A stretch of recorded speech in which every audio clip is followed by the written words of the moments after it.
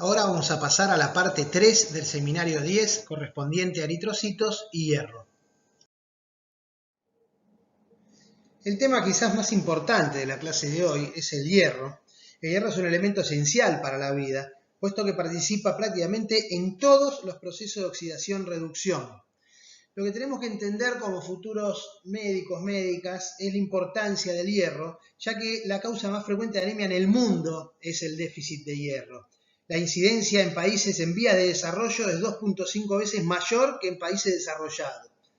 Si vamos a datos de Argentina, según la Encuesta Nacional de Nutrición y Salud última, anemia presentan 16% de los menores de 5 años por déficit de hierro, 35% de los niños de 6 a 24 meses y el 20% de las mujeres en edad fértil en nuestro país. Por eso es tan importante conocer el metabolismo del hierro. El hierro se distribuye de dos formas: hierro hemo, que es la hemoglobina, mioglobina, citocromo, peroxidasa, que es el que se encuentra en las carnes, que es el hierro orgánico, y el hierro no hemo, que se encuentra en los vegetales, bajo la forma de ferritina, hemosiderina, pul-lábil, etc. ¿Cuál es la diferencia importante entre el hemo y el no hemo desde el punto de vista nutricional? Lo que la diferencia uno de otro es que el hemo se absorbe fácilmente, que no se altera la absorción con el resto de las comidas por lo general, mientras que el hierro no hemo al revés, la absorción del hierro no hemo se altera fácilmente. ¿Cómo se distribuye en nuestro organismo el hierro? En dos compartimientos los podemos simplificar, siendo el funcional el 80%, dentro del cual el cuantitativamente más importante es la hemoglobina con un 65%, y el cuantitativamente menos importante, pero el activamente más importante, que es el de transporte, que es la transferrina, el 0,1 y 0,2%. Y el no funcional, que es el 20%, que corresponde a los depósitos. Para seguir reforzando la importancia, un dato: la prevalencia varía en nuestro país en las distintas regiones y alcanza valores considerablemente mayores en los de peores condiciones socioeconómicas. Como podemos observar acá, en el noreste, la prevalencia de anemia en menores de 2 años llega casi al 46%. El metabolismo del hierro se lo considera como un metabolismo cerrado. El hierro corporal total es de 3.500 a 5.000 miligramos aproximadamente. Los recién nacidos, por supuesto, es mucho menor. ¿Por qué metabolismo cerrado? Porque el hierro, la principal característica es que recircula. El hierro que se utiliza para la producción de hemoglobina, cuando el glóbulo rojo muere luego de su vida media, vuelve a ser utilizado. Por lo tanto, la cantidad de hierro que yo necesito incorporar y absorber diariamente es simplemente la que pierdo, que es muy escasa. Si consideramos que tengo de 3.500 a 5.000 miligramos en el cuerpo, solo pierdo 1 a 2 miligramos día, que es muy poco. Y eso justamente que es lo que necesito absorber, 1 a 2 miligramos por día. El hierro, cuando ingresa y se absorbe, pasa a sangre, es transportado por la transferrina plasmática y en plasma luego va a pasar de plasma a las células que son capaces de formar la hemoglobina, que son los eritroblastos de la médula ósea. Luego vuelve al plasma bajo la forma de hemoglobina dentro del glóbulo rojo. Los glóbulos rojos cumplen su vida media, aproximadamente 120 días, y son fagocitados por los macrófagos del vaso, y la hemoglobina se catabolizan sus dos componentes, que es el hemo y las globinas. El hemo se oxida y se desdobla por la hemoxigenasa con la liberación del hierro, y este hierro va a seguir los caminos de una pequeña parte, quedan los depósitos, y otra parte va a ser recaptado por la transferrina para volver a ser utilizado para la síntesis de hemoglobina. Como podemos observar en esta diapositiva, son muchas las proteínas que intervienen en el metabolismo del hierro. La más importante quizás es la hepcidina, la principal hormona reguladora del hierro, de la cual vamos a hablar más adelante, pero tenemos otras más como la HFE, que regula la hemostasis del hierro corporal, la ferroportina, la hemojuvelina, que modula la expresión de la hepcidina, la efactina, que es una enzima con actividad ferrooxidasa, el transportador de metales divalentes, que vamos a ver qué importancia tiene para introducir el hierro al enterocito, y, por ejemplo, receptores de transferrina, el 1 y el 2. Acá podemos observar la captación y la incorporación enteral del hierro. El hierro está presente en los alimentos principalmente en forma férrica y hemo. El férrico tiene que reducirse primero a ferroso para poder ser incorporado por el DMT1, que es el transportador de metales divalentes. Al ser divalente requiere que esté en estado ferroso el hierro. ¿Quién se encarga de transformar el férrico en ferroso? El citocromo duodenal B, que es lo que acá está nombrado como DCITB, en color azul. Una vez que ingresa el hierro en estado ferroso, ahí se va a incorporar a la ferritina, que son los depósitos, o bien seguir hacia la circulación, pero tampoco sale solo, sino que requiere de otra proteína, que es la ferroportina, la que exporta el hierro del enterocito hacia la circulación.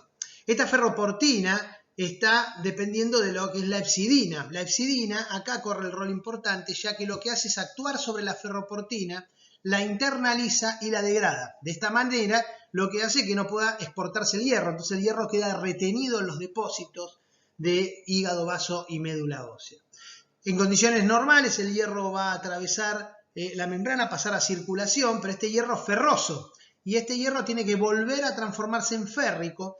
Esta función la cumple la fastina o la ceruloplasmina, porque en estado férrico es que la transferrina es la que va a transportar al hierro en circulación.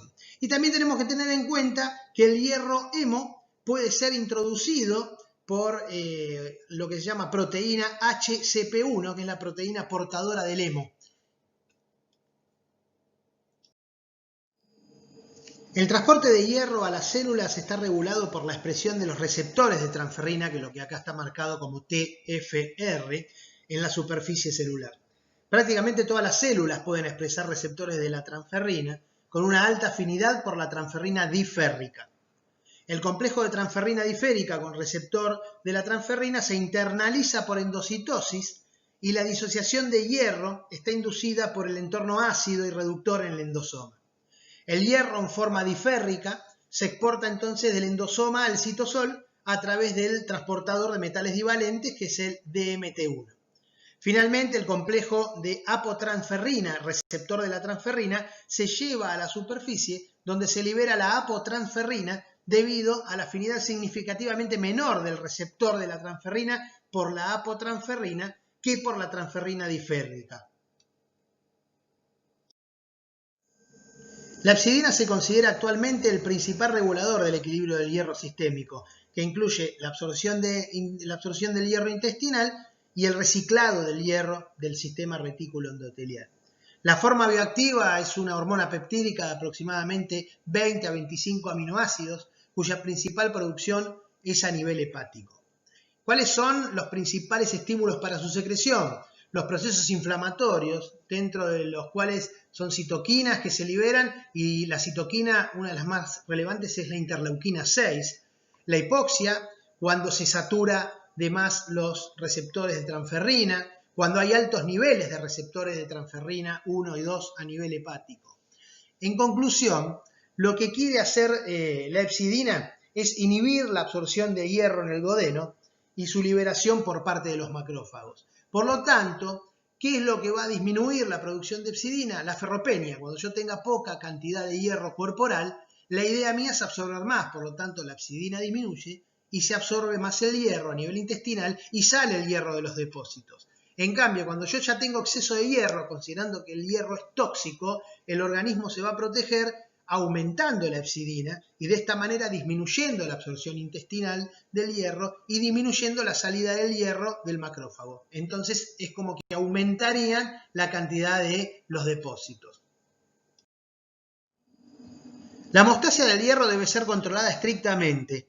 La cantidad de hierro que se absorbe viene determinada por la carga de hierro de los enterocitos en las criptas.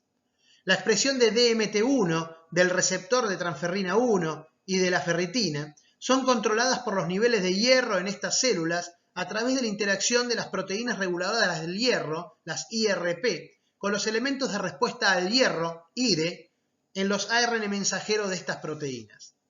Lo importante es entender que es un proceso intracelular, lo regula la propia célula para producir las proteínas necesarias para incorporar al hierro cuando el nivel de hierro intracelular disminuye y dejar de producirlas cuando el hierro intracelular aumenta, para evitar que siga ingresando y sea tóxico para la célula.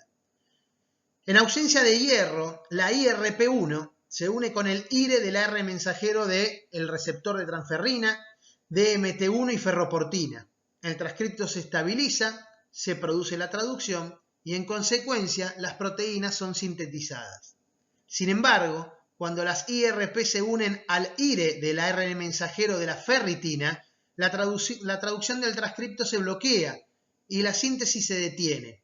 Así, las concentraciones de ferritina son recíprocamente reguladas, estando aumentadas en los estados de represión y disminuidas en la depresión del mineral.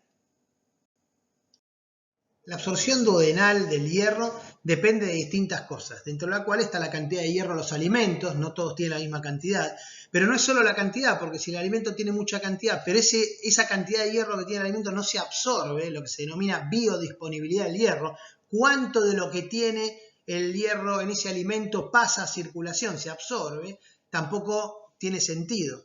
La interacción con otros componentes de la dieta y la regulación de la absorción, que va a depender de la cantidad de hierro corporal. ¿Cuándo aumenta la absorción? Bueno, aumenta la absorción cuando las reservas corporales están disminuidas, que es lo principal. A ver, el principal estímulo para aumentar o disminuir la absorción son las reservas corporales. Cuando tengo poco hierro absorbo más, cuando tengo mucha cantidad de hierro corporal absorbo menos. Cuando aumenta la actividad eritropoyética, aumenta la absorción y en caso de anemia o hipoxemia por una cuestión que requiero de mayor eritropoyesis. Y disminuye la absorción cuando aumentan las reservas corporales, como dije antes, y ante fenómenos inflamatorios. La interacción con otros componentes de la dieta es muy importante. ¿Por qué? Por lo que había dicho antes, yo puedo incorporar un alimento que tiene una determinada cantidad de hierro, pero si yo lo combino con un alimento que me inhibe la absorción, entonces no tiene mucho sentido. Entonces hay que recordar cuáles son los inhibidores principales y como verán, los inhibidores principales son los que consumimos habitualmente. Harinas vegetales, salvado, arroz, el té, el café, los fosfatos como la yema, el salvado, las fibras, el antiácido, si alguien está tomando un fármaco antiácido, también disminuye la absorción de hierro y si lo toma en forma crónica tiene más riesgo de anemia ferropénica. Y lo que favorece es la vitamina C, jugo de naranja exprimido, carnes o pescados. Acá podemos observar la biodisponibilidad del hierro de distintos alimentos para reforzar el tema del dato de la carne, que es el que más biodisponibilidad tiene. Las carnes rojas son las que absorben más cantidad de hierro, o sea, yo incorporo la carne roja, sé que voy a incorporar más fácilmente el hierro que, por ejemplo, como está acá en el gráfico, el arroz. Y si nos fijamos la comparación de carnes versus los vegetales tienen baja biodisponibilidad, siendo el que más tiene la soja, que tiene un 7%. Los requerimientos diarios de hierro son de 1 a 2 miligramos aproximadamente.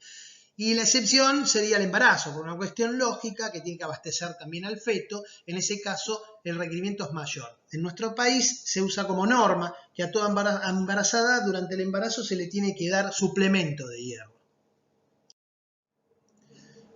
Concluyendo la importancia de la dieta, reforzar la dieta completa, armónica y adecuada. Y no olvidar el hierro como profilaxis a partir de los 2 meses de vida hasta el año de vida, es una norma de nuestro país. No olvidar la importancia de la lactancia materna. Cuando uno ve lo que ya no es más pirámide, ¿no?, nutricional, sino que es un círculo, la importancia de ver todos los alimentos que incluyen la dieta armónica completa y adecuada, en la cual las carnes están. Entonces, la idea desde el punto de vista científico, médico, no es fomentar una dieta que sea exclusivamente de algo, sino que tiene que ser completa.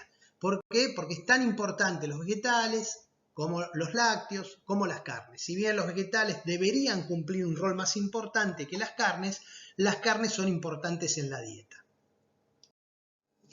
Los depósitos de hierro son de alrededor del 20% del hierro corporal, siendo aproximadamente 1 gramo.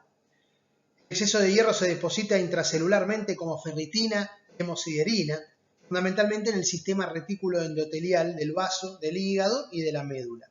Recordemos que hay una forma circulante de ferritina en suero, que es la ferritina sérica, y que a mí lo que me permite es determinar la cantidad de depósitos que tengo en hígado, vaso y médula ósea. ¿Por qué? Porque es directamente proporcional. Si mi ferritina sérica es baja, lo que me está marcando que mis depósitos son bajos y viceversa. función fundamental de la ferritina es garantizar el depósito intracelular de hierro, y el hierro es liberado en forma ferrosa. Recuerden que tiene que ser convertido a férrico por la ceruloplasmina o la efastina para ser captado por la transferrina.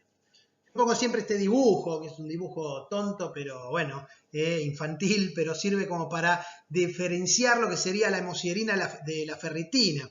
Y yo lo que digo siempre es que la ferritina es la heladera y la hemosiderina sería el supermercado. ¿Por qué? Porque la diferencia entre ambos depósitos es que la ferritina es el depósito más inestable y más utilizable. Es el que permanentemente yo meto y saco el hierro de ese depósito. Mientras que la hemosiderina es un depósito poco utilizable porque es estable, prácticamente no se mueve.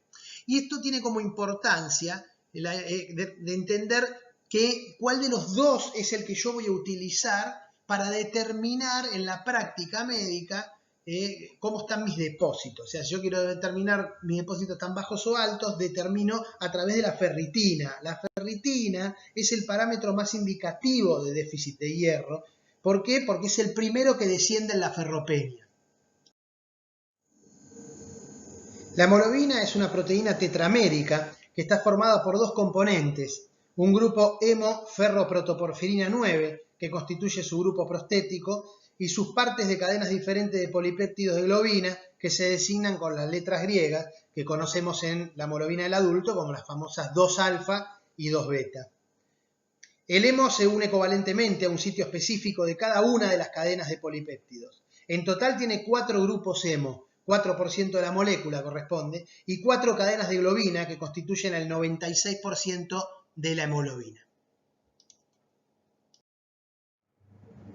La estructura química es una protoporfirina que comprende 4 anillos pirrólicos enlazados por grupos meteno unidos a un átomo de hierro central.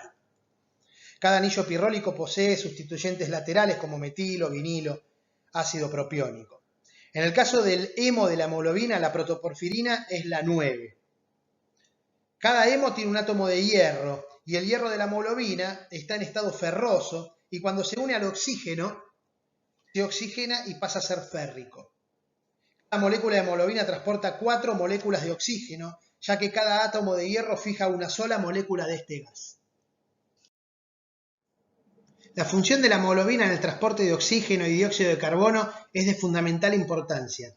La hemoglobina puede transportar cantidades importantes de oxígeno, es muy soluble, estimula la maduración de los precursores eritrocitarios, puede captar y descargar oxígeno a presiones apropiadas, y debe tener capacidad de buffer, de amortiguación. Si graficamos la variación de saturación, que es la proporción de grupos hemo combinados con el oxígeno, que presenta la hemoglobina a medida que aumenta la PO2, lo que vamos a obtener es lo que se denomina la curva de disociación de la oxihemoglobina. La curva esta es una curva sigmoidea, que básicamente la podemos dividir en dos porciones. Una porción con una pendiente inclinada que va desde los 10 milímetros de mercurio hasta los 60 milímetros de mercurio aproximadamente, y una porción casi horizontal entre los 70 milímetros de mercurio y 100 milímetros de mercurio. La porción inclinada lo que nos indica que ante pequeños cambios de presión de oxígeno se producen grandes cambios en la saturación. Es decir, que al llegar a los tejidos desciende la PO2. Esta porción lo que hace es asegurar una buena descarga de oxígeno a los tejidos. Mientras que la porción horizontal lo que me dice que a grandes cambios de presión, pocos cambios en la saturación. Y esto lo que hace es garantizar la carga de oxígeno a nivel pulmonar. Lo que tenemos que también tener en cuenta en la curva es el concepto de P50, que es la presión parcial de oxígeno necesaria para saturar la hemoglobina al 50% en condiciones basales de presión y temperatura. Esta P50 va en relación con la afinidad de la hemoglobina por el oxígeno. ¿Por qué? Porque cuanto mayor es la P50 es inversamente proporcional a la afinidad, menor es la afinidad, porque se entiende que una curva que se corre hacia la derecha necesita más presión para alcanzar el 50% de saturación. Por eso más P50, menos afinidad. Hay distintos componentes que van a modificar esta afinidad de la hemoglobina por el oxígeno, dentro de las cuales está el 2,3-DPG, la temperatura, el dióxido de carbono, las hemoglobinas anormales y el pH. Si nosotros transformamos pH en concentración de protones, podemos decir que todo aumento de todas estas variables, repito, en vez de pH hablamos de concentración de protones. Todo aumento de estas variables es directamente proporcional a P50. Entonces, cualquier cosa que aumente de este es 2,3 de pG, concentración de protones, temperatura, dióxido de carbono, aumenta la P50 y lo que va a provocar es disminución de la afinidad y viceversa. Y llegamos al final de las diapositivas. Espero que les haya sido de utilidad. No es tan fácil hacer algo tan esquemático y grabado. Cuando uno está en vivo es mucho mejor, y considero que de a poco, si todos cumplimos con el aislamiento y las normas que circulan, tenemos que ser todos responsables, más aún siendo futuros médicos y médicas. Así que espero en breve que todos estemos en el aula Braun Menéndez compartiendo los seminarios. Gracias.